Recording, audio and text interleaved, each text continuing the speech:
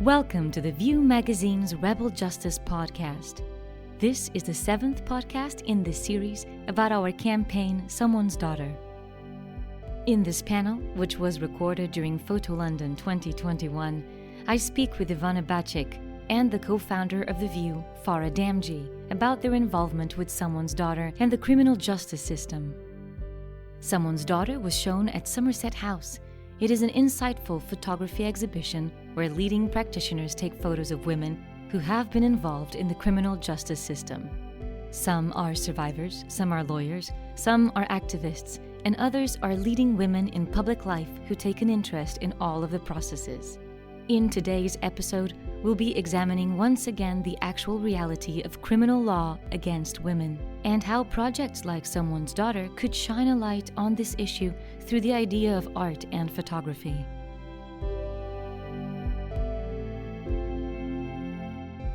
So to start with, Ivana, how did you get involved in Someone's Daughter and how has your involvement been? Well, it's a pleasure to be here and to be part of this project. I was intrigued by the idea of the project when I was approached, in fact, by a colleague and friend here in Dublin, Conor Horgan, who's a photographer, and he wanted to take a picture of me to accompany the project. But I suppose my involvement and interest in women and criminal justice stems back a long way. I'm a lawyer myself. It was for many years a criminal justice practitioner, criminal defence barrister in Dublin, trained in London before that. But before that, again, I'd been a student union activist in Dublin and had been threatened with prison for giving information to women in crisis pregnancy about where they could access abortion at a time when abortion was a criminal offence here in Ireland, and even giving information could land you in prison. So at that point, at the age of 21, faced with the very real prospect of going to prison for doing this, for helping women, I was obviously very engaged on issues around women in prison. We met with some women ex-prisoners at the time, myself and some other student activists, to hear about the experiences of women in prison. And I think that experience itself, although we didn't get sent to prison in the end because a wonderful lawyer called Mary Robinson represented us in court and kept us out with her brilliant legal argument. And she later went on to become President of Ireland, of course. But although we didn't go to prison, I think that instilled in me a long interest in and engagement with women in criminal justice. And then when I went on and qualified and represented many women and indeed men on criminal justice charges, I was then quite regularly a visitor to prisons to meet with clients, but also then in my role as a lecturer in Trinity in criminology and in penology, I brought groups of students in. We engaged with various rehabilitation projects in prison. And now that I'm a public representative, a member of our parliament, I'm convening the all-party group on penal reform, a group of TDs and senators, that is parliamentarians who are interested in penal reform issues and who want to do as much as we can through the legislature to try and improve conditions for those in prison and try and reduce our reliance on imprisonment. So I have a long interest in this issue. And why get involved with Someone's Daughter now? Well, as I say, so the idea of a project that tried to bring together perspectives on women in prison from those who had themselves served time, those who were activists and advocates, that really intrigued me. And I thought it was just such an interesting and innovative idea. And to do it through a visual medium as well as spoken medium, I think it's really powerful. And I just was really excited by the idea of it. So as soon as Conor suggested it to me, I jumped at it. Let me bring Farah in here. What has been your experience of the criminal justice system and what's your story? Of course. Well, it's been brutalizing. It's been entirely dehumanizing and traumatizing and persecuting. I can tell you that when I was sentenced for fraud in 2005, the judge at Blackfriars Crown Court, John Samuels, who's meant to be this great penal reformer and doesn't believe in women going to prison, basically sentenced me for fraud, for lying and stealing, and said a woman with my background, from my family who's educated, shouldn't do the things that I did, and no regard, no concern for any kind of early life trauma or sexual abuse or anything that I'd gone through that might have made me do what I did. And I'm not in any way trying to mitigate or excuse any of the crimes I did, but I think I've been treated brutally, actually. And I think it's because, first of all, I'm a woman. And secondly, because I'm a brown woman. How dare I have an opinion? How dare I speak up about injustice or say, actually, no, the way that you're treating me is unfair, is inhuman, and probably unlawful. I'm just supposed to sit back and take it and be nice to the brown immigrant girl. And it's something that I've never really been very good at. So, for those who are hearing you for the first time, what is the narrative of what you went through? What were the events leading up to your reaction, the pain, the trauma, and the stigmatization? So, very young, I come from a South Asian family, and very young, there were inappropriate boundaries violated and sexual abuse. And I mean, I have a daughter now, and the things that happened to me, if anyone even thought about doing to my daughter, I'd be up on a murder charge. So there was a lack of protection. There was sort of an unspoken kind of a condoning of really inappropriate behavior by adult male relatives. There was no understanding of where to take this pain and to sort of share what was happening to me. I had nowhere to go with it, really. And I come from a wealthy background. I've had a really good education. So I created this massive, great, big, glamorous life. And I just didn't fit in it. I felt like an imposter in my own life because the trauma that I had gone through and the life that I had created were just completely misaligned. And so I self-destructed that life. And it wasn't until I started to unpack some of the trauma that I started to understand why I did the things I did. And again, I just want to say it's not to mitigate any of the harm or any of the hurt that I've caused. I can't take that away. What I can do is try and understand my behavior and what I did and why I did it. And also try and make the system a bit better and a bit fairer for women who've gone through the kind of trauma and abuse and have the kind of mental health issues that I had and I have, because I don't think prison is the appropriate place for us. That's a good point to focus on reform. Now let's get back to Ivana. So, from your experience and involvement, what are the realities which would shock or surprise people about the criminal justice system? That reality is the reality of loss of freedom, I think, and the fact of detention or incarceration itself as a punishment and a sanction.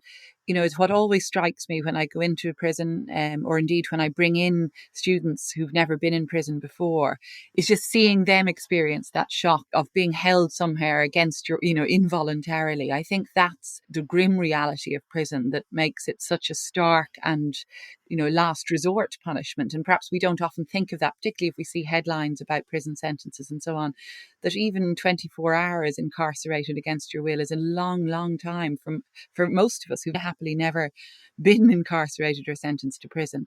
But the thought then of months or even years, I think that's the real shock or the real the thing that perhaps changes people's minds the most. And certainly I've seen students going into prisons, meeting with prisoners, seeing the conditions, going into a cell and having the door closed behind them. That is the sort of thing that can change students or anyone's minds about the realities of imprisonment and about the use of prison as a sanction. I'm not saying that we shouldn't have it, but it's just that I think we need to think a lot more carefully about it, and that more people need to experience the reality of prison, to see what prison conditions are like, and to take an interest in imprisonment and sentencing policies more generally. I mean, we have a very good advocacy group here, the Irish Penal Reform Trust, that I've worked with for many years, and indeed we work with them through our Oireachtas or parliamentary group on penal reform, and that is the Irish Penal Reform Trust, the IPRT. And I know there are, of course, equivalents in Britain and all over the world, but these small NGOs typically work in a very niche sort of environment, and it's often very difficult to get a broader audience or a broader interest in prison issues beyond small membership of these important NGOs. But the work they do is very important nonetheless in highlighting prison experiences and highlighting prison conditions. We have Mountjoy Prison, which is very poor conditions, as regularly reported for issues. It's a very old building. The women's prison, conversely, is a relatively new building, built in 1999 and built actually to more rehabilitative principles. But unfortunately now it's become very much overcrowded, and there's no step down facility. It's a high security prison for women, the Docus Centre, and there isn't a step down or other women's prison where women can go for lower security or for preparation for release. So we're still we're working on women's prison conditions as much as on men's here too. As Ivana has spoken about conditions within prisons, Let's bring Farah back again. Could you say a little bit more about the stigmatization and the fact that you feel that what you did was seen in the light of images of what women of a certain kind should be like? Yeah, well, there's all these stereotypes about the good immigrant in England, aren't there? Where, we're supposed to just sort of put up with behavior, with conditions. We're supposed to be highly successful lawyers, doctors, architects, or housewives. And there's no gap for women to fall into, and there's no compassion. And I think when white, male, Oxbridge educated judges see women of colour in particular, and I mean, this is evidenced with, respected reports and research, we get treated much more harshly than our female white counterparts. And also, we get longer sentences. The language that judges use when sentencing, particularly Asian women, actually, it's just horrific. It's traumatizing. It's mean, it's personal, it's, you are vindictive, you are manipulative, you are violent. They step out of their role as, servants of the people, officers of the court, people who are meant to stay neutral in this legal arena, and they become the voice of the state or the queen or the victim, and you have no voice in this whole process. You're barrister, your solicitor, especially in England at the moment, illegal aid is just absolutely broken. So you get someone who's harried, who's overworked, who probably hasn't taken the time to get to know you or your background. You're lucky if you've had a psychologist report. They're expensive, they're harder to get on legal aid now. You're even luckier if you've got a probation report. You're super lucky if the judge has bothered to read any of that. So there are really embedded and systemic racist and misogynistic attitudes held within the British judiciary. And, they don't like it when you say that, but they get half a day training on diversity. They get half a day training on mental health. I think it's now half a day also on domestic abuse and domestic violence. So tell me, where is the rationale for someone who knows nothing about me or my life or what I've gone through to then make life-changing and brutalizing decisions about my liberty? I mean, it's just completely the training of British judges. I mean, recently, a lot of women's organizations in England rose up and said, no, you need to have better training around domestic abuse. You need to understand coercive control. You need to understand when a woman has been pushed to commit a crime, a violent crime, and you need to look at what's behind that. And the response from the judiciary was, no, thank you very much. We're fine. Everything's fine. And it's not. If you look at the number of women who are going to prison for non-violent offences, 87% of the English prison system is rammed full of women who've not committed a violent offence for public protection. And most of them are suffering mental health and drug issues. And the minoritized women are massively, massively overrepresented when you consider our percentage in the population and the percentage representation in prison and also, non-custodial disposals. So we need to look at the issue of who's in charge, who's doing the training, what their embedded views are. And we need to get some of these judges out into our communities to understand some of the issues. And, you talk about stigma. The stigma of being an Asian woman and going to prison is insurmountable. It's completely and totally, you're not allowed to forget it. You're not allowed to move on. You are then tarred and stigmatized entirely, for the rest of your life. Now, taking all of those issues to Ivana, what, according to your professional experience, are the main flaws of the current criminal justice system as it pertains to the women caught up in not just upon incarceration, but throughout the entire experience? Certainly in Ireland, I suppose we have the same issues around lack of diversity among the judiciary. That's certainly an issue. And therefore, many of us who've researched the system would have concerns about judges overall, I suppose, lacking the sort of empathy or connection with the backgrounds of those who come before them typically. I did some research some years ago on trying to map really the geographical areas from which defendants were drawn before the district courts, which is our lowest courts, the equivalent of magistrates' courts in Britain. And we found that defendants were typically drawn, both male and female, typically drawn from a very small number of geographic areas. And when we mapped those with community health data, we found that these were areas with the highest levels of economic and social disadvantages, according to a whole range of measurements. So certainly there's a concern about a link between crime and poverty, or at least between criminalisation and poverty, and that's not recognised by judges nor drawn into account in sentencing. I would also have a concern, again, based on evidence and research, that women can be sentenced in some cases more harshly than men for the same crimes, that women's caring roles and often the fact that there may be many children dependent on them are not adequately taken into account when women are sentenced. So, for example, the sentencing of a woman to even a short term of imprisonment can have an absolutely devastating effect on her children, on her broader family, and that needs to be given greater recognition in sentencing. So I think there are really particular concerns around women in prison. We've also seen in Ireland very high rates of self-harm among women prisoners, high rates of addiction and of psychiatric illness among women prisoners. And again, that's often not taken into account when women are sentenced, because there can be very little by way of support offered in prison. Multiple short sentences can be the worst, of course, because if a woman is being sentenced, let's say, for a series of minor crimes, she can be sentenced to a whole succession of different short-term sentences.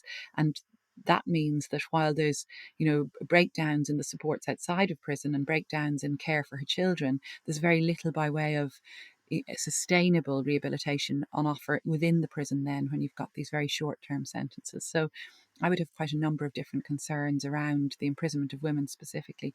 I was very excited some years ago, I think it was Baroness Corston in England, had a project trying to really move to a system where women were being imprisoned much less, to trial the reduction or minimisation of prison as a sentence for women, and then to try and roll that out for other vulnerable groups within the criminal justice system. So I think that's the kind of innovative strategy and policy we would need to adopt, and certainly it's something I'd love to explore more here in Ireland. Farah, looking at your experience, what are some of the small practical changes you'd like to see implemented over the coming years that can make the entire process simpler, fairer, clearer, more responsive for the women going through it?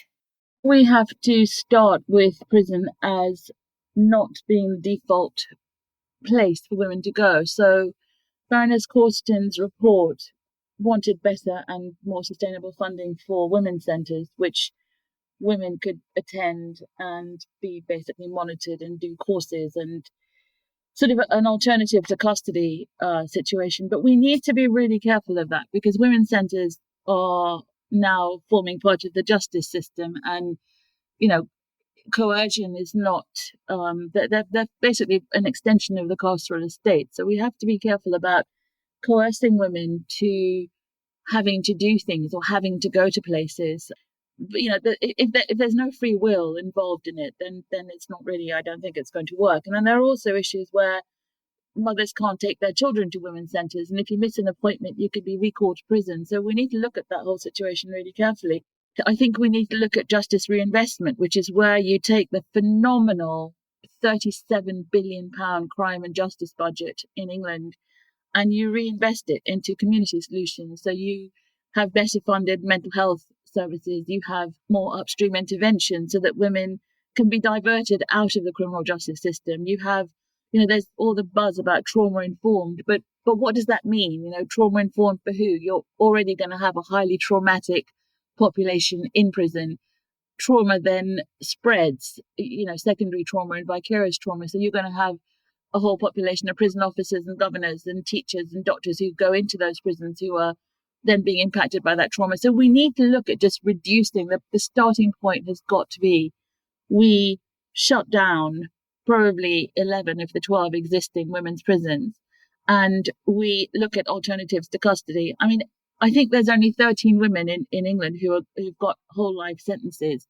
So one day, all of the women that we're incarcerating and not rehabilitating and abusing and brutalizing are all going to be released back into the community. And we need to look at the long-term costs of that. Intergenerational offending, the children of mothers who've been to prison are, I think it's 5 times more likely to end up in prison. All the social services, police, court and crime costs around that woman. There's this thing called $1 million blocks, where actually blocks in New York cost $1 million to police one family. So we need to just look at better ways to fund these other alternatives to custody. But I think the starting place is we have to accept that our justice system is broken.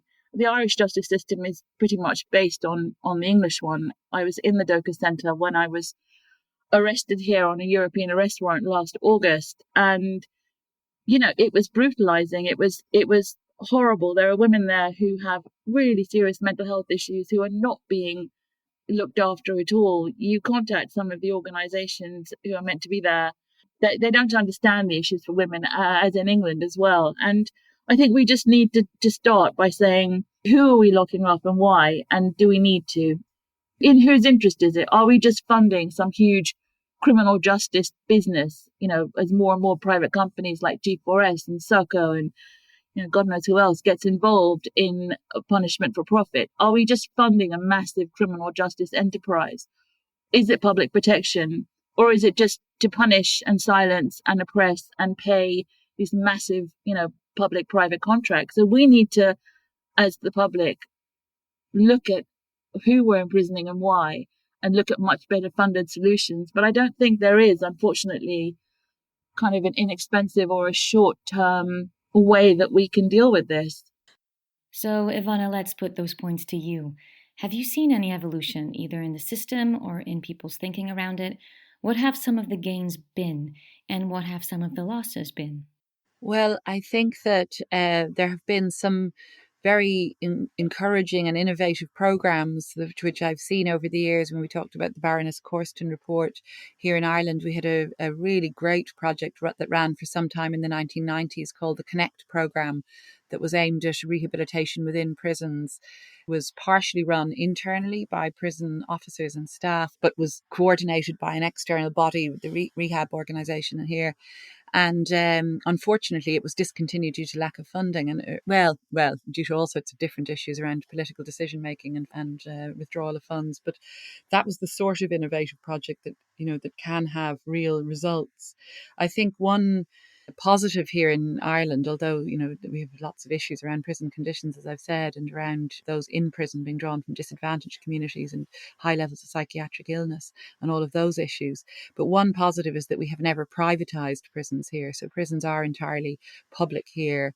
And there is an accountability within that. The prison service is a public accountable body rather than a private company. And that's a positive, certainly, because from what I've seen from elsewhere, the for-profit motive is a terrible motivating factor to introduce into any prison system, in my views.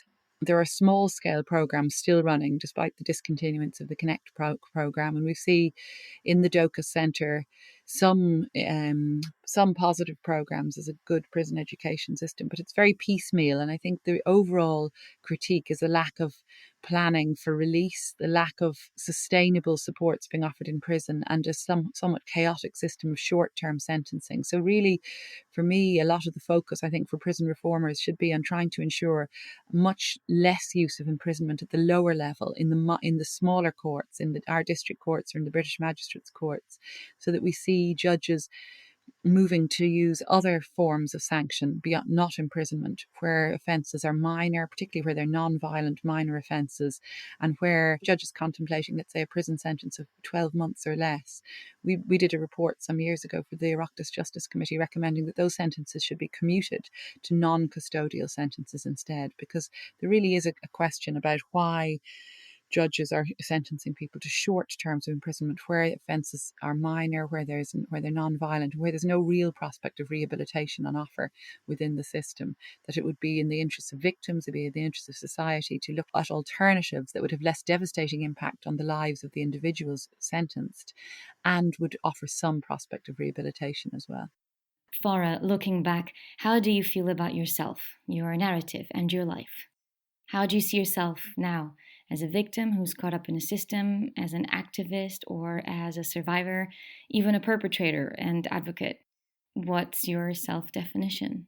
I think that's a really good question. I think I'm all of those things, really, frankly. So I started the VIEW magazine with two other women at VIEW, and I think for me, redemption and creating some sense out of this whole horrible mess is the VIEW. I mean, it is a really brilliant, respected, credible, amazing platform that we've built. And, you know, my experiences of the justice system are extreme. They are horrible. I left the UK because I felt persecuted and I felt like I'd never have a life. I left my children and my partner there. I live in Ireland now. And, you know, it's very hard. You look at the awfulness that's written about me, that I have bipolar disorder, that I've been convicted of sexual offences, none of which is true. But, you know, you try and get Wikipedia to correct something and you sort of feel like you're wasting. You feel like your life is wasting in front of you. And you have to just come to a point where you know who you are, you know what you've done. And my purpose is to make the system better so that women don't go through what I did. So it stops being so brutalizing, so we can shine a light, you know, where there is horror and where there is stuff going on that really people don't want you to see or to know about.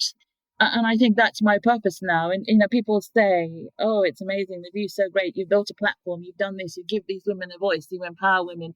We don't do anything of the sort. Women have a voice. Society robs it. The criminal justice system takes it away. All we do is have a platform where that can be amplified, where people like you stand with us and say, actually, no, it's not all right. It's not all right to monster this woman. It's not all right to treat her that way. And actually look at it slightly in a more nuanced way. So I don't feel like anyone's victim. I think I've done my time, so I don't feel like anyone's perpetrator or anyone's sort of pet criminal either. It's a renewing identity. I think creativity and creating the VIEW, writing, painting, which is what I do now, editing the magazine, is really part of another identity and part of an identity that I can align with, rather than what is put on me or what the Daily Mail says about me or what, you know, Wikipedia is writing about me. You have to sort of discard and build your own definition and take back your own narrative. And I know that what we're doing is helping and supporting so many people, and also giving people the tools to learn that, you know, women like me are not dangerous, incurable criminals or anything. Stuff has happened in our lives that we did things and we harmed people and we committed crimes. But those things shouldn't be the thing that we're defined for, you know, forever and ever. I don't want to be known for the rest of my life as stalker or fraudster or whatever else they are calling me. So we need to look at a way of allowing women to reintegrate, to reclaim their identities, who've served their time, who've been punished. You know, so when can I actually move on with my life? If you're going to continue to punish me forever and ever at the age of 54, then what happens to my identity? What do I have left to live for? I mean, I have loads to live for, but just sort of hypothesizing, what if I'm going to be called all those names and those things that I've supposedly or have done?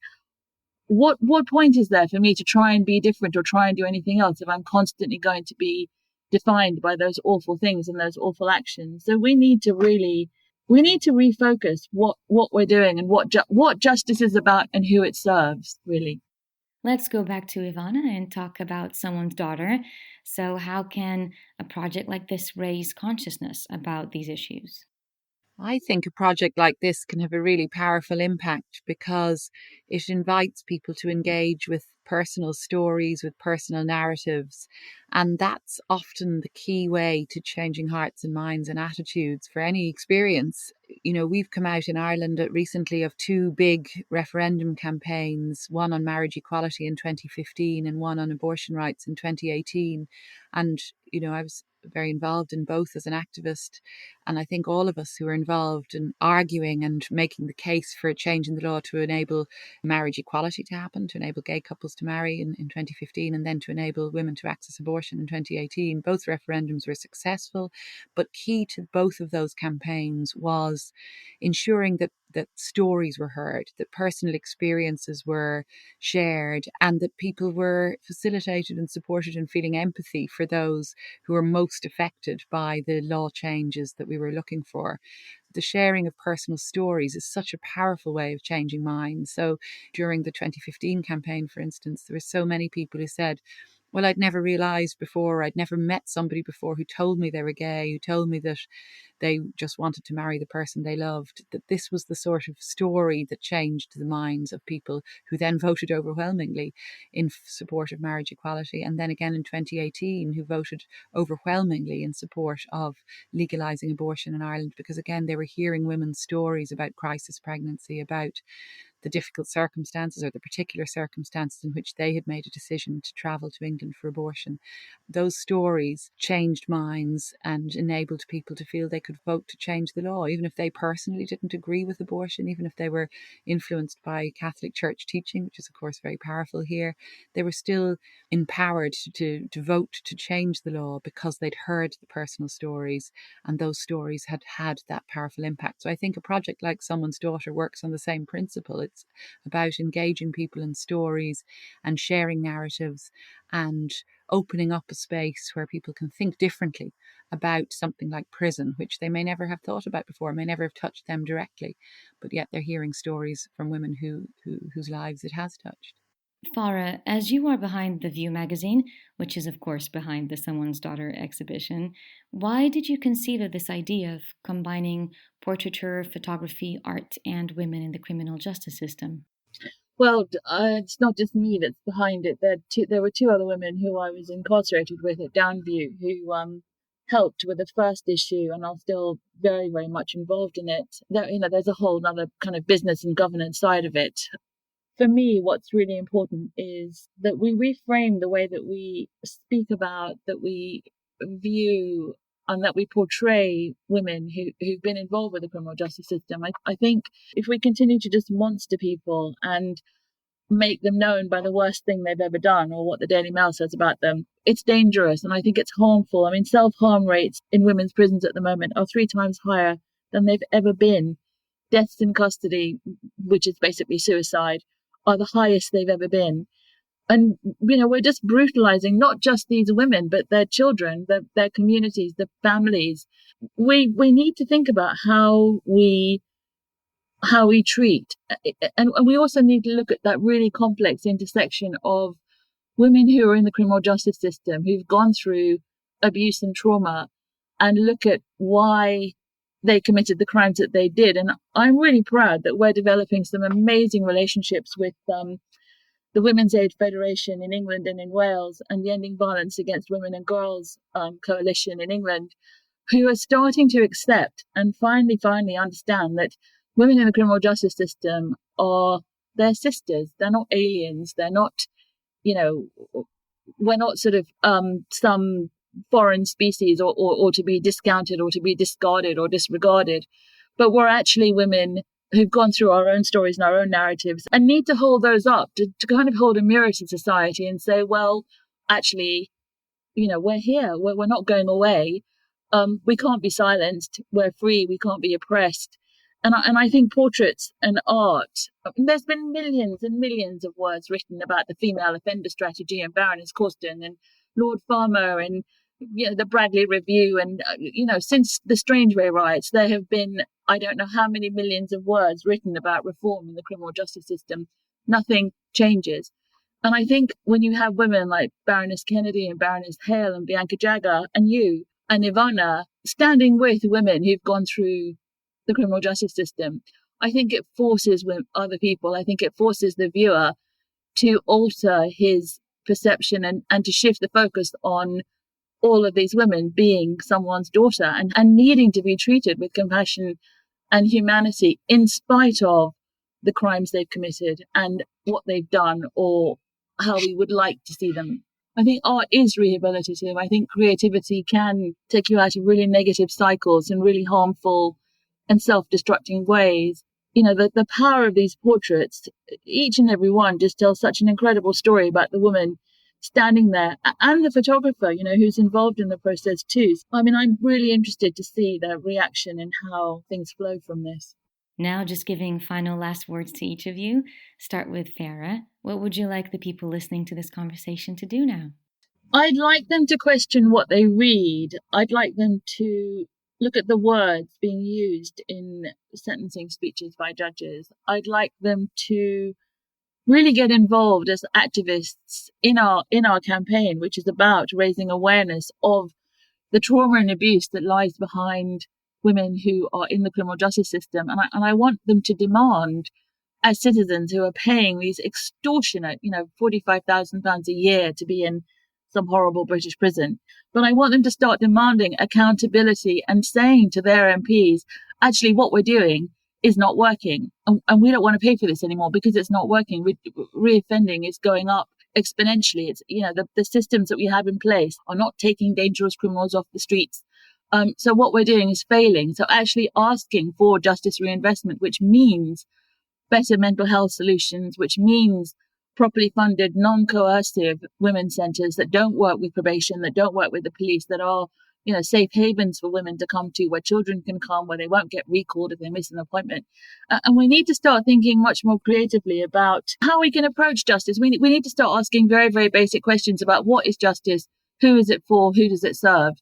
And then we can start to sort of question why money is being spent where it is and ask for it to be spent in more, productive and sustainable ways. And it's not hard. It's letters to MPs. It's calling people to account. If enough people write to Robert Buckland and say, actually, what you're doing isn't working, can we think about, let's shut 10 of the women's prisons and find alternatives to custody? Because for £45,000 a year, you can do an awful lot with that woman, rather than locking her up 23 hours a day in a cell where she's going to lose her connections, lose her community, lose her children and her home. There are much more sustainable ways of spending that money. And Ivana, what's your answer to that? What would you like the people listening to this conversation to do as they move forward? Well, I think a change in mindset is really what we're talking about. We're asking that people would reconsider or would begin to question the stereotypes around women and indeed men in prison, that people would begin to think about challenging the perceptions or misperceptions around prison, around the idea of prison as somehow an easy or obvious or, a default solution to crime, and that instead we would be really inviting people to start rethinking how a criminal justice system could look, rethinking how rehabilitative strategies could be foregrounded, and how prison could just become a sanction genuinely of last resort, rather than the sort of default setting for the criminal justice system. So I think it's about challenging stereotypes and about inviting a new perspective on those who are being sent to prison and on how we are running a prison systems and criminal justice systems to ensure that there's less reliance on imprisonment and that we start to move away from prison as a sanction. So that, I think, would be really what a project like this might conceivably start to do. Thank you so much, Ivana Bacik and Farah Damji, on sharing your very own experiences with our human rights campaign and the criminal justice system. This brings to a close our 7th podcast. Someone's Daughter aims to change the way you see justice, and this was a discussion which reminds us of the very issues faced by women in and out of prison and the potential improvements we could have done to change the situation. You can go online and search for Someone's Daughter to see powerful women photographed by world-renowned and well-acclaimed photographers. You can also read our stories on the VIEW Magazine and be inspired by these shocking narratives, but also by these excellent constructive solutions. Thank you for listening to this episode. I am Madalena Alberto, and you can stay tuned for next week's podcast.